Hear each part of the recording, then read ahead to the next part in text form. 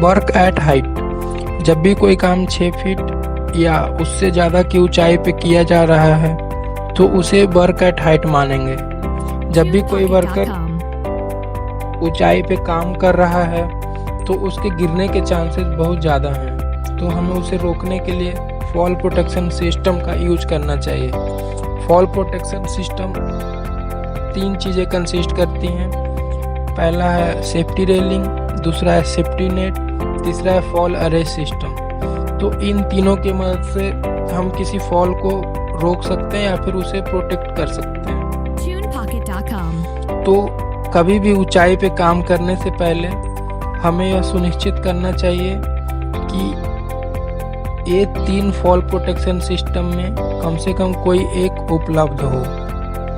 जब कोई पर्सन को अनप्रोटेक्टेड एज या फिर अनप्रोटेक्टेड रूफ या फिर ऐसा वर्क प्लेटफॉर्म जहाँ पे रेलिंग सिस्टम नहीं है पे अगर काम करना हो तो उसे फुल बॉडी सेफ्टी हार्नेस जरूर पहनना चाहिए।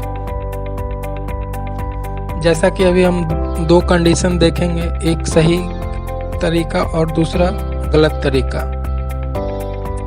तो पहला, जैसा कि फर्स्ट पिक्चर में हम देख सकते हैं कि एक पर्सन अनप्रोटेक्टेड एज के पास काम कर रहा है जिसके फॉल को रोकने के लिए कुछ भी नहीं है, फिर भी वो बिना फुल बॉडी हार्नेस के वह काम कर रहा है। तो ऐसा करने से बचें और किसी को करने से रोके भी।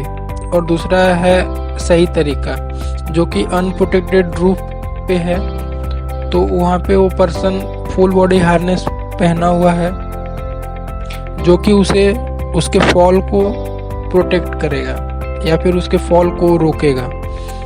तो फुल बॉडी हार्नेस जब भी हम यूज करें तो उसके पहले हमें उसे इंस्पेक्ट करना चाहिए ताकि वो अच्छा कंडीशन में हो, और उसे अच्छा से एंकर करना चाहिए ताकि अगर बाई चांस हम गिरते हैं तो वो मेरा वेट को बियर कर सके। ऐसा ना हो कि जहां हम एंकर किए हो वहां से वो लूज हो गया हो या फिर वो निकल गया हो, तो उस कंडीशन में हमें नुकसान हो सकता है। एक ऐसा भी कंडीशन आ सकता है जहाँ पे कोई भी प्रोटेक्शन सिस्टम नहीं अवेलेबल हो, ना ही सेफ्टी रेलिंग, ना ही सेफ्टी नेट और फॉल अरेस्ट सिस्टम भी। तो उस कंडीशन में हम वार्निंग लाइन प्रोवाइड करते हैं और जो कि 6 फीट के दूरी पे, कम से कम 6 फीट के दूरी पे होता है एज से। तो यह वार्निंग लाइन हमें वार्न करता है कि हम इस लाइन के उस साइड नहीं जाएं, और इस प्रकार ये हमें फॉल से प्रोटेक्ट करता है। सतह पर खुले स्थानों से बचाव। फ्लोर पर विभिन्न कार्य के लिए खोले गए छेद, खुले स्थान और डक्ट्स गिरने के खतरे पैदा करता है। 2 खतरे मुख्य हैं, जैसे खुली जगह से आदमी को गिरने का खतरा, खुली जगह से टूल या कोई अन्य चीज गिरने का खतरा जिसमें सामान नीचे वाले आदमी को घायल कर सकता है और सामानों की क्षति कर सकता है। खुले फ्लोर से इस तरह बचाव किया जा सकता है। 1 मीटर या उसे कम के आकार वाले स्थान को धातु की ग्रिल से बंद करें। ग्रिल को सुरक्षित बनाने के लिए ऐसा इंतजाम करें कि ये ग्रिल खुलकर विस्थापित न हो जाए। 1 मीटर से अधिकतम आकार वाले स्थान को गार्ड रेल लगाकर प्रतिबंधित करें, जिसमें ऊपर का रेल, मध्यम रेल और सबसे नीचे टॉर बोर्ड लगा हो। इसके अलावा सुरक्षा जाली भी खुले स्थान पर लगाएं, जिससे कि कोई सामान नीचे न गिरे। लगाए गए धातु की ग्रिल रेल को बिना अनुमति के न उठाएं या न हटाएं। सुरक्षा के लिए लगाए गए किसी भी साधन को हटाने के लिए सेक्शन इंचार्ज से अनुमति लें और वर्क परमिट का इस्तेमाल करें। काम पूरा होते ही बचाव के साधन तुरंत अपनी जगह पर लगा दें। लिफ्ट शाफ्ट के खाली स्थान से बचाव। दीवार से लगे लिफ्ट शाफ्ट ओपनिंग बहुत खतरनाक है जब तक कि स्थायी दरवाजे नहीं लग जाते हैं। कंस्ट्रक्शन के दौरान बचाव के लिए अस्थायी दरवाजे सभी लिफ्ट शाफ्ट में ताले चाबी के साथ लगाए जाते हैं।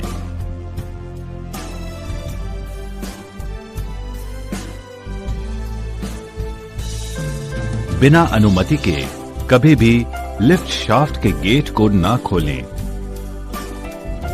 गेट को खोलने के लिए और शाफ्ट के अंदर काम करने के लिए सेक्शन इंचार्ज से वर्क परमिट हासिल करें। काम पूरा होने पर गेट पर ताला लगाएं और परमिट को बंद करें। किनारे की घेराबंदी। फ्लोर और सीढ़ियों के किनारे से आदमी को गिरने से बचाने के लिए कड़े और मजबूत घेराबंदी की जाती है जब तक कि स्थायी दीवार, रेलिंग या हैंड रेल ना पूरी हो जाए। किनारों पर बचाव के लिए लगाए गए पाइप पर ना बैठें या इसके सहारे ना खड़े हों। अगर किनारों के बहुत समीप काम करना हो तो सेफ्टी बेल्ट को पहने और इसे मजबूत स्थान से एंकर करें। सुरक्षा जाली।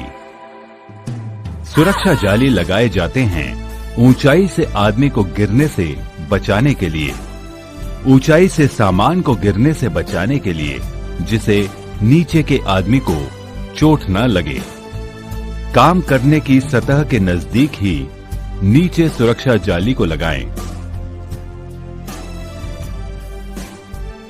किसी भी हालत में काम करने की सतह से मीटर से ज्यादा नीचे सुरक्षा जाली को नहीं बांधना है।